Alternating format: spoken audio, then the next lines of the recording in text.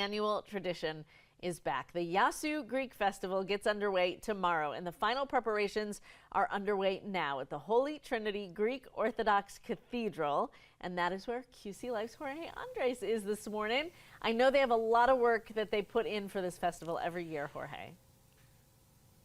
Absolutely, Kristen. Look, when you say a lot of work, that's really an understatement, because this place is massive, not just inside, but outside here at the Orthodox Greek Orthodox Church. And I'll tell you what, the 46th annual Yiasou Greek Festival is going to be great because there's going to be music, there's going to be, of course, food, and there's going to be a lot of fun activities for kids, for adults. Like I mentioned, we're on the inside right now of the church, where people can come and have dinner, sit down, listen to great music.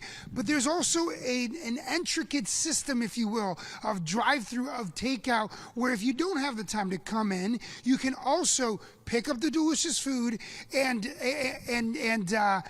leave with it. Now, at the end of the day, it is great to see how this has grown year in and year out. At the end of the day, it's gotten bigger every single year. It's gotten better every single year. The food has gotten better every single year. And that's why I want to talk to you a little bit about what is happening here with the communications director of the Greek Orthodox Church, the Holy Trinity Greek Orthodox Church, John Shelton. John, come join me here in a moment here, and let's chat a little bit about this and this growth of this church, and this growth of this festival, that is. 46 years in the making. We talked about how big that was. 46 years in the making is something huge when it comes to not just a celebration, but food and everything else. Tell me a little bit about the growth that we've seen throughout the years.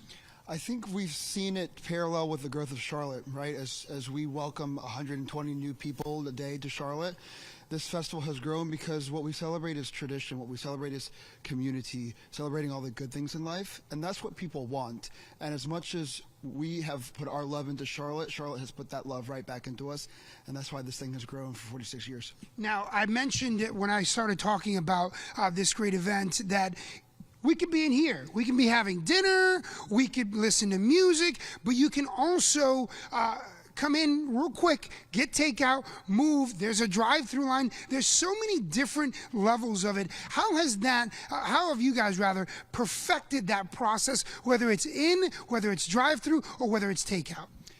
I think we try to be as convenient as possible to people who want to come and spend some time here, or people who just want to take a little bit of that Greek love and send it home.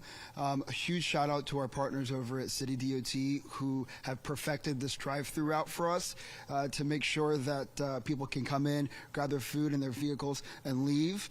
And especially during those times of COVID, when that really was an emphasis on our festival, it made things a lot more smoother than maybe in years past. So that's a very popular option, to be able to either drive through your vehicle or come in and take some food to home, and as well as some delicious pastries. Now, we'll get to the pastries in just a minute, but it's not just food and music. It's also some dancing. There's so many different parts of Greek culture that are celebrated here yearly for 46 years. What is the biggest takeaway that you see people take away every time they come in, and not really since you were a young kid? Yeah, I think our patrons that come on our property realize that while they might not be Greek, so many of the elements of our culture, so many elements of our Greek American experience are somehow emulated in their own lives, right? Celebrations tied with food, with dance, with different communal and family traditions. And so, yeah, while they might not be able to do some of those dance moves at first, they give themselves in because they realize that when you come onto our property, you join our family.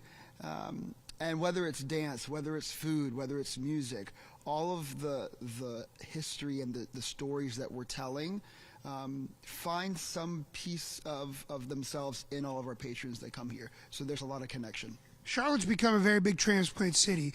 For people that have never heard of the Greek Festival, it's 46 years in the making, and this may be the first time that they're coming here, that they're experiencing the festival. What do they need to know in terms of tickets, in terms of how long it lasts, and in terms of what they can get? So it's a 3-day festival of food and fun for the whole family. Your tickets are going to be $5, and you can pay for them at the gate with cash and card. Children 12 and under are free as long as they're accompanied by a parent. Our operating hours 11 to 10. A full day of fun on Friday and Saturday, and 11 to 6 on Sunday. Pack your appetite, pack your patience. This is a huge event, so it's going to take a bit to get in and meander. But we have an entire city block full of everything and anything for everyone. So spend some time with us. Come be a part of our village and come learn about our family. Come learn about our family. Come learn about the culture. That's exactly what we're going to do today on QC Morning. Thanks for the insight, John and Kristen. We talked about pastries. We talked about dancing. Maybe we should jump in the mix later on in the program as well. That sounds good to me. And I loved what he said. As soon as you come onto our property, you're our family. And I think that's so special. And you really feel that when you go to the Greek Festival. Thank you, Jorge. We'll see you again in a few minutes.